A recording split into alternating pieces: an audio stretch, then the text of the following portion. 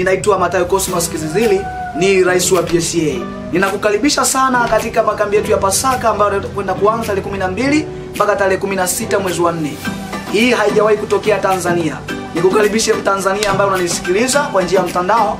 Tuna makambi ya Pasaka tumeandaa. Popote pale ulipo unaweza kuhudhuria pamoja na sisi, kwa sababu wako walimu wazuri na walimu mahiri sana ambao tumewaandaa na Mungu amekuwa akiwatumia sana kwa viwango vikubwa. Nipende tu kusema kwamba Mungu ana mpango mzuri kwa ajili ya Tanzania, Mungu ana mpango mzuri kwa ajili ya Iringa, Mungu ana mpango mzuri kwa ajili ya Njombe. Ninaomba walezi tuhamasishe watoto waweze kuhudhuria kwenye makambi ya Pasaka. Lakini mlezi pia usibakie nyumbani. Mlezi naomba uhudhurie, naomba viongozi tuhudhurie, Tanzania kwa ujumla tuhudhurie. Natamani Tanzania tujifunze kwa ujumla. Nimesema PSA inaandaa vijana ambao wanakwenda kuwa wazuri katika taifa la kesho. Tunaandaa vijana ambao watakwenda kuwa viongozi katika taifa la kesho. Lakini pia PSA inaandaa vijana ambao watasimama na kuisemea Tanzania vizuri, watatoka hata nje ya Tanzania na kuisemea Tanzania vizuri. Kwa hiyo tunaandaa vijana ambao taifa la kesho itakuwa na nguvu, taifa la kesho itakuwa na umoja, taifa la kesho itakuwa na mshikamano. Haijalishi makabila, sisi ni wamoja, tunafanya kwa umoja. Kwa hiyo nikukaribishe sana